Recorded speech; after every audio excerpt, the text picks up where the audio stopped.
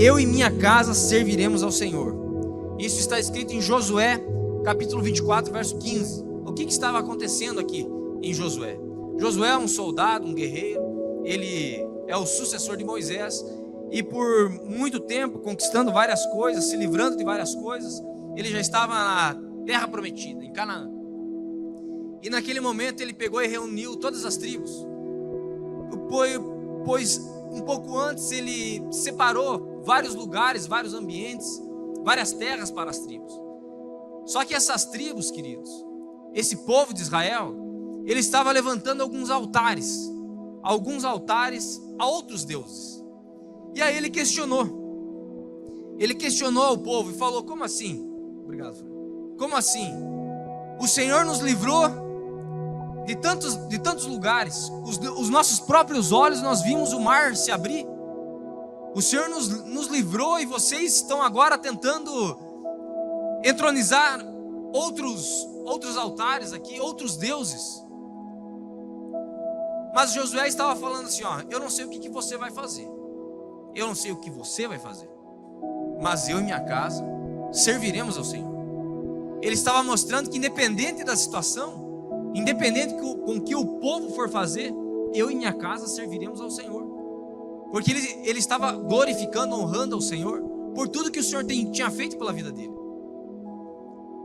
E muitas vezes, queridos, nós estamos assim, às vezes até acostumados com as coisas que o Senhor tem feito em nossas vidas, em nossa casa. E aí nós estamos dando atenção ao pecado, atenção a outros deuses. Nós negociamos, tá aí ó, o tema: eu e minha casa serviremos a Deus. Estamos dando atenção a outras coisas do mundo, a coisas externas, sabe? Qualquer convite, querido, qualquer convite externo faz com que nós deixemos de vir no culto. Eu lembro que logo que eu me converti, eu tinha muitos convites, e muitos eram as oportunidades. E normalmente era no dia do culto. Chegava um parente, chegava algum amigo, chegava alguém: vamos fazer alguma coisa hoje? Eu falava: cara, eu tenho culto, não vai ter jeito. Ficava até no horário de vir no culto. Eu ia para o culto e se vocês quiserem ir embora, quiserem ir junto comigo, ok. Mas eu não negociava isso. É mais ou menos isso. Quantas coisas nós temos negociado, que, marca um clã, o cara, mas é que um outro amigo meu lá tem uma janta melhor. Marca o culto, faz um teatro na igreja, mas é que era melhor o louvor. Tem um louvor na igreja, mas eu já chego atrasado porque eu não gosto muito do louvor. Chega lá para a palavra, parece que tem uma coceira nos ouvidos. Eu não consigo ouvir a palavra porque foi o que ministrado aqui, né? Nos últimos dias, a iniquidade de muitos, né? O coração das pessoas iriam se esfriar. Só que eu não sou assim. E eu não vou ser assim. E todos os dias a misericórdia do Senhor vai se renovando em nossas vidas, para que nós não sejamos assim. Não sejamos pessoas de ânimo dobre.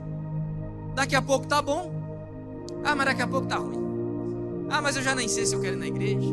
Mas daqui a pouco 6 meses, não, porque a igreja, pastor, pode contar comigo. Eu tô aqui, eu vou fazer as coisas acontecer. Passa aquele fogo, aquele calor. Mas eu nem sei se era bem isso que Deus estava falando comigo. Tem pessoas que vêm e falam: pastor, Deus me mandou porque Deus mostrou para mim, Ele falou que é para mim fazer aqui, está contigo aqui. Eu falo: amém, então vamos lá. Se Deus falou, não tem nem que perguntar para mim. Deus falou com você, meu querido, você não tem que pedir conselho para ninguém. Deus falou, amém.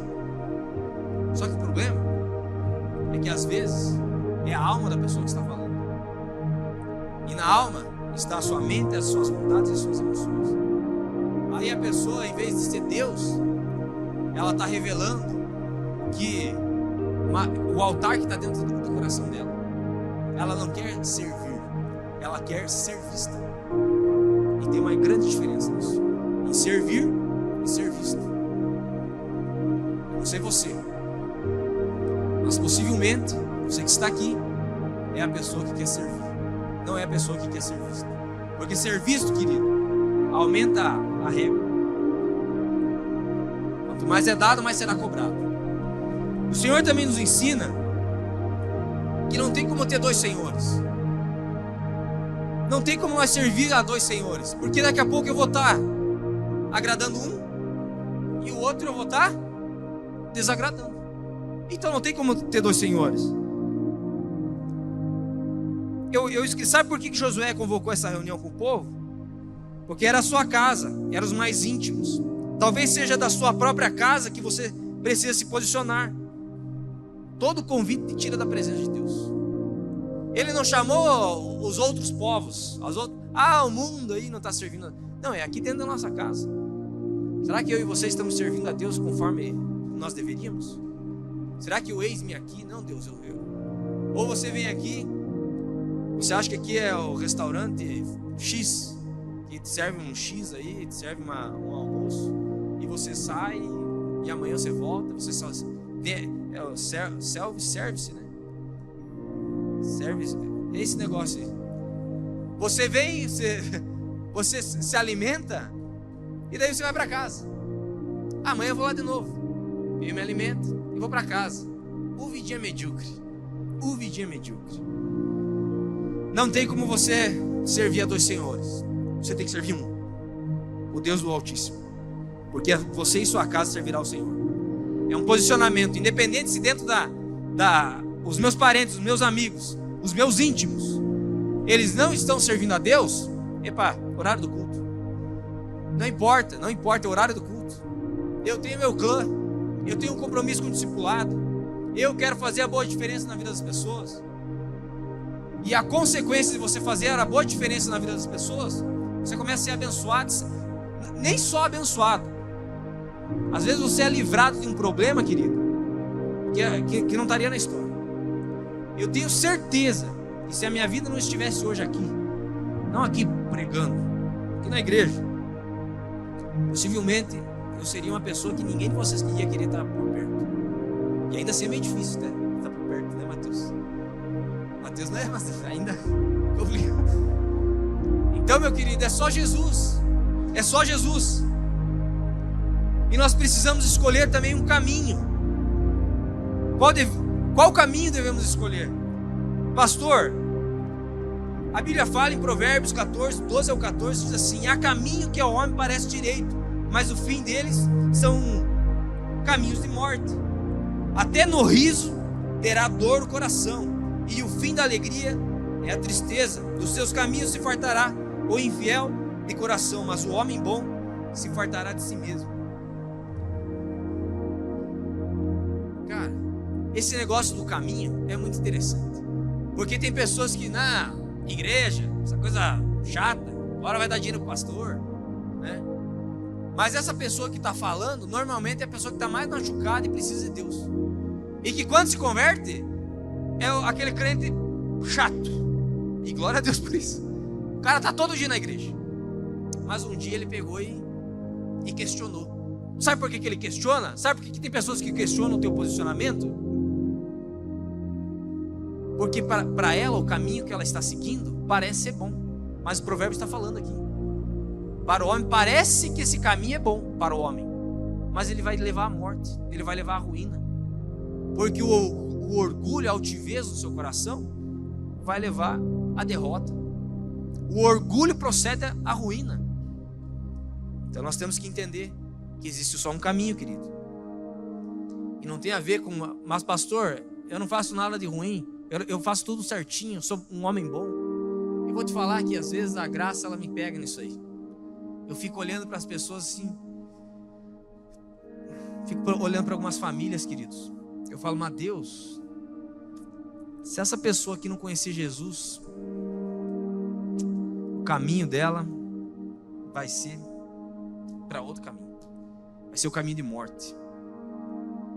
Então não tem a ver se você é bonzinho ou se você é ruinzinho, não tem a ver, porque o mesmo Paulo que estava aqui mencionado aqui, que estava ali preso, é o Paulo que ele fala assim: ó, o bem que eu quero fazer, esse eu acabo não cometendo, e o mal que eu queria à distância, esse que eu acabo fazendo.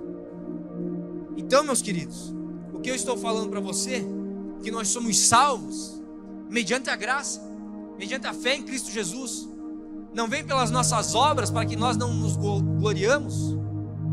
Não vem por causa, porque pregou bem, porque o louvor foi bonito, porque eu estou fazendo bem para uma pessoa. Não é por causa disso que você vai ser salvo. É por causa da obra de Jesus na cruz, amém? É porque Jesus pagou um alto preço pela sua vida. E tantos mártires como Paulo, pessoas que pagaram um alto preço para estar escrito aqui hoje a palavra de Deus. Então, meus queridos, a minha sugestão para você hoje é: eu e minha casa serviremos a Deus. Amém? Repita comigo: eu e minha casa serviremos ao Senhor. Amém? Glória a Deus. A palavra de Deus também nos diz em Mateus 7,13: entrai pela porta estreita, porque larga é a porta, e espaçoso o caminho que conduz à perdição, e muitos são os que entram por ela. Pai, essa porta aí, não é um versículo, mas é uma frase que eu digo: que Jesus é a porta, o resto é parede. Você vai dar a cara na parede, sabe? E não vai funcionar, gente. Não vai funcionar. Jesus é a porta, Ele está aqui hoje. Ele fala que Ele está batendo na porta do seu coração. Apocalipse, né? Se você me deixar entrar, Ele é um gentleman. Ele bate, toque, toque, toque. Ele quer saber se ele pode entrar no seu coração e fazer morada. Ele quer fazer morada em você, queridos. Ele deseja isso. Ele quer mostrar para você que não é por suas obras. Ele quer mostrar para você que não é pelo teu esforço. É por causa de Jesus na cruz. Quando nós entendemos, querido, que é o esforço que Jesus fez pela minha vida, vai me tornar justo, justificado.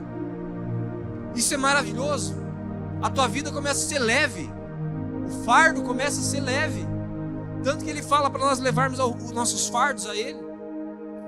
Aquele que está cansado e sobrecarregado, vinde a mim. Vinde a mim. Vinde a Jesus. Ele quer aliviar esse fardo na sua vida. Às vezes existem acusações. Às vezes no caminho, você até daqui a pouco tende a erguer um altar para outro Deus. Mas existe um posicionamento que nós precisamos ter. Eu e minha casa serviremos ao Senhor. Independente se o mundo está falando assim: não precisa casar, não precisa deixar o pecado, você não precisa disso. Negativo. Eu e minha casa serviremos ao Senhor, porque eu carrego a palavra de Deus dentro de mim, o tesouro da palavra de Deus. E é isso que me purifica, é isso que guarda a minha vida. Este é o refúgio da palavra de Deus. Eu já mencionei aqui, querido. Imagine nós aqui tá pregando, tudo bonitinho. Você vir no culto aqui, o culto Conquista, o pastor Israel estava sempre pregando, e no final as minhas palavras serem mentira, né? As minhas palavras. E aí, no trono branco, no tribunal de Cristo, o Senhor te mandar para o inferno. Quem gostaria de ir para o inferno? Não levanta a mão, presta atenção no pastor. Eu vou, pastor, não. Ninguém. Então é por isso que nós precisamos da graça, desse favor imerecido. É por isso que você está aqui, querido. Eu estou fortalecendo isso no nosso coração. Eu não vou dar ouvidos às ofertas do mundo. Eu não vou dar ouvidos às oportunidades do mundo. Eu e minha casa serviremos ao Senhor, porque existe só um caminho. João 14,6. Jesus disse: sou o caminho, sim, e a verdade e a vida. Ninguém pode chegar ao Pai sem ser através de mim. Se tivesse sabido quem sou, então saberiam também quem é o meu Pai. A partir de agora, já o conhece e o tem visto. O próprio Deus, o próprio Cristo. Meus queridos, esse caminho, nós precisamos decidir hoje que o caminho é estreito, mas é um caminho que Jesus mesmo trilhou. Porque Ele não vai te chamar para um caminho que não é um caminho de luz, é um caminho de bênção, é um caminho que no andar desse caminho, dessa estrada, dessa porta estreita, você vai constituir uma família, você vai ser mais abençoado, a tua empresa vai prosperar. Mas é um caminho de paz, é um caminho de luz. E não tem problema, o pastor não está falando que então eu tenho que largar tudo e não ter uma empresa e não ter minha família. Não é isso. É tendo essas coisas e essas coisas servirem ao Senhor. Eu e minha casa, eu e o meu negócio, eu e meu relacionamento serviremos ao Senhor. Tudo tem que servir ao Senhor. O Senhor também preparou para nós, queridos, uma morada. E eu escrevi, isso daqui está em João 14, 1 ao 4. Não se turba o coração de vocês. Creiam em Deus, creiam também em mim. Na casa de meu pai há muitos aposentos, muitas moradas. Se não fosse assim, eu não teria dito a vocês: vou preparar um lugar para vocês. E quando eu for preparar o lugar, voltarei e levarei para mim, para que vocês estejam onde eu estiver. Vocês conhecem o caminho para onde eu vou. Jesus, olha que lindo esse versículo. Jesus está falando que ele foi preparar uma morada para vocês, a Nova Jerusalém. Ele preparou para você, querido. Só que essa morada aqui veio com uma palavra que eu trouxe esses tempos atrás, sobre nós sermos moradas. Quem estava aqui quando eu preguei ser morada? Algumas pessoas. E aí me veio eu fiz uma frase aqui, ó. Se você é morada aqui na terra, no céu você também tem lugar. O problema é que nós não queremos ser morada aqui, e nós queremos uma morada lá. Você está entendendo? Meu Deus, não tem como. Você precisa ser morada. A morada do próprio Deus, a morada do Espírito Santo. Você vai ser usado pelo Senhor. Você crê nisso? Você vai ser usado pelo Senhor, porque não é baseado nas tuas obras, é baseado no Espírito Santo dentro de você, a própria palavra de Deus dentro de você. Aí quando você começa a andar, querido, é igual o cego de Betsaida. Ele está olhando para você, as pessoas olham para você. Ué, esse cara aí parece uma árvore que está andando. Eita, ceguinho bom, hein, aquele. Ele viu árvores como que andam. É algo sobrenatural. Por que esse cara, tudo que ele coloca a mão dá certo? Por que já tem 3 filhos e eu não tenho nenhum? Por que consegue um relacionamento e eu não consigo? Porque ele decidiu no seu coração, querido: eu e minha casa serviremos ao Senhor. E não vamos dar lugar ao diabo. Não vamos dar lugar ao diabo. Minha palavra era essa. Aplauda o Senhor Jesus.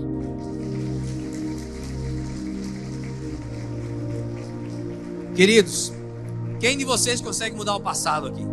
Levanta a mão. Ninguém? Ninguém consegue mudar o passado? Será que eu estou fazendo a frase errada? Alguém de vocês consegue mudar o passado? Não? É lógico. Fiz agora vocês pensarem, né? O pastor está louco. A gente não consegue mudar o nosso passado, mas tem uma pessoa que consegue, e o nome dele é Jesus. Ele apaga o seu passado, as tuas transgressões. Em Romanos 8:1 diz: aquele que está em Cristo, já não há mais condenação para você que está em Cristo Jesus. Não importa o que você fez ontem, querido, importa agora. Pai, eu quero decidir ser morado, eu quero decidir servir ao Senhor de todo o meu coração. Eu decidi hoje, eu e minha casa serviremos a Deus, independente das ofertas aí do mundo lá fora, independente do pecado do mundo totalmente indo para o lado esquerdo. Não, eu vou jogar minha rede para o lado direito, mediante a voz do Senhor Jesus na praia. E ali, meu querido, quando você ouve a voz de Jesus, você tem uma grande abundância na pescaria, nos seus negócios. Os discípulos lançaram a rede e pegaram 153 grandes peixes. Poderia ser pequeno, mas com Deus nada é pequeno. Pequeno, na verdade, é só nós que temos que nos diminuir para que Ele cresça. Mas com Deus, toda a palavra que Ele ordena para você é uma família, é uma família. É o que está escrito na palavra, é o que está escrito na palavra. Eu não vou negociar. E aí grandes coisas você vai colher. Amém? Eu quero convidar você a ficar de pé. Eu falei que ninguém de nós conseguimos mudar o nosso passado. Nós não conseguimos. Mas Jesus é aquele que muda, Ele apaga. Ele apaga. Ah, pastor, mas eu cometi tal erro. Ele está apagando. Porque se você está em Cristo Jesus, Ele apaga o teu passado. E aí, agora em diante, a tua vida começa a ser diferente. Aquilo que eu cometia, eu já não estou mais fazendo. Eu já não estou mais cometendo. Porque você decidiu: eu e minha casa serviremos a Deus. Amém? Quem decidiu aqui hoje que você e sua casa, poucas pessoas, né? É difícil erguer o seu braço, querido. Se você tem algum problema, você não precisa erguer. Mas eu acredito que, né, eu e minha casa serviremos ao Senhor. Josué 24:15. nós temos que servir ao Senhor. O mundo aí fora, meu querido, tem muitas ofertas. Você tem que se posicionar. O que está te tirando da presença? O que está te afastando da presença? Hoje você vai ter a oportunidade de participar da ceia do Senhor. Participar da ceia. E é um momento sublime. É um momento maravilhoso, porque o Senhor mesmo disse que é para nós fazermos isso em memória dele. É o próprio corpo de Cristo, é o próprio sangue de Cristo. E isso é para purificar a você. Eu tenho o seguinte posicionamento. Muitas pessoas falam que a Santa Ceia, não sabe quem que usa, quem prova, quem toma, quem não toma, né? Fica nessa discussão. Não sei se sabe para cá, para lá. Eu vou te falar uma coisa. E eu creio nisso.